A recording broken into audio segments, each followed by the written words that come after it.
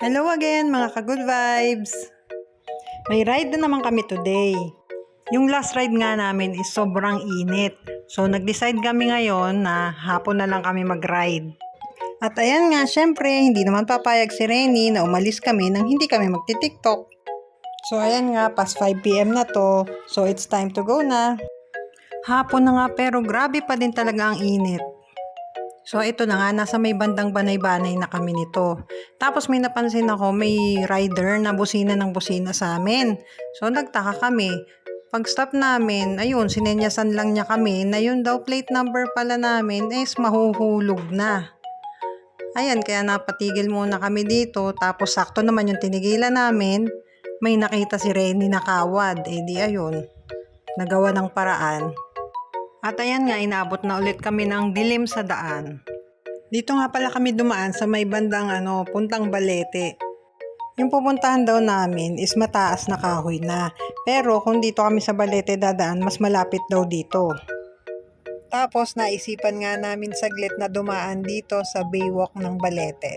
Pangalawang beses na pala namin nakarating dito. Nung unang beses, hindi kami masyadong nakapagstay ng matagal kasi sobrang init talaga nun. Marami ding pumapasyal dito kasi nga dahil sa magandang view ng Taal Volcano. Parang medyo marami lang lumot yung tubig ngayon. At before nga kami umalis, chinek muna ulit ni Renny kung malayo pa ba or malapit na yung pupuntahan namin. Di nga kalayuan dito sa may windmill ay nakita na namin ang aming pupuntahan. Eto na nga ang Kapusod. Dito lang yan sa barangay Kinalaglagan, Mataas na Kahoy. Dilim na nga kami nakarating kaya mukhang wala ng tao. Pagpasok nga namin, sobrang tahimik ng lugar. Akala nga namin sarado na sila. Wala na talagang katao-tao. Tinanong pa nga nila kung may reservation daw ba kami today. Pero buti naman, tinanggap pa rin nila kami kahit wala. Naisip namin na mas maganda sigurong doon na lang kami pumwesto sa may malapit sa lakeside. Ang ganda kasi talaga ng view dito. O, 'di ba? Sunset, tapos kitang-kita mo pa yung Taal Volcano. Since ito yung table na may ilaw, napili namin na dito na lang pumwesto. Tapos, nag-order na nga kami kagad kasi aalis na daw yung cook nila. Napaka-relaxing talaga ng view. Kaya naman, naisipan ko muna maglakad-lakad dito para magmuni-muni. At dahil medyo maliwanag pa nga, sinulit na din namin yung oras para makapag-selfie-selfie. Smile!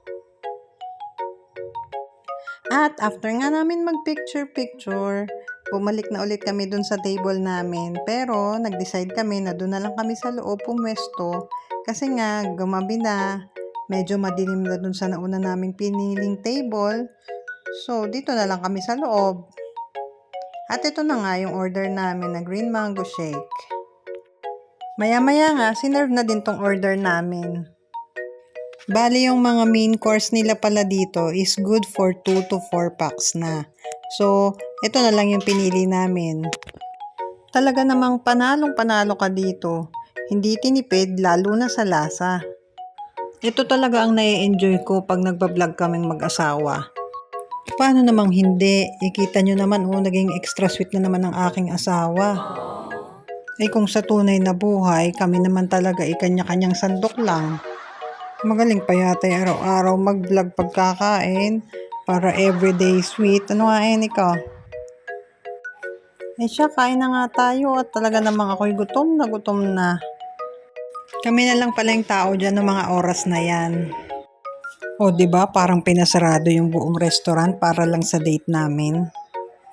Shoutout nga pala po sa mga mababait na staff ng Kapusod kasi in-accommodate pa rin nila kami kahit pauwi na sana sila.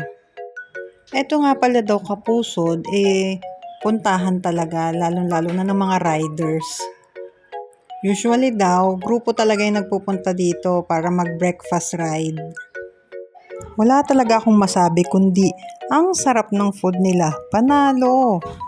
Sa sobrang kabusugan ko nga ay naisipan kong tumayo muna at maglakad-lakad. Natuwa naman ako dito, may pa-butterfly pa sila oh. Sobrang simple man yung lugar, pero talagang binabalik-balikan tong place nila. Hindi lang dahil sa mga napakasarap na pagkain nila, samahan pa ng mababait nilang staff. At syempre, hindi natin pwedeng makalimutan ang napakagandang view ng Taal Lake. So paano? Uwian na! Bye mga ka-good vibes!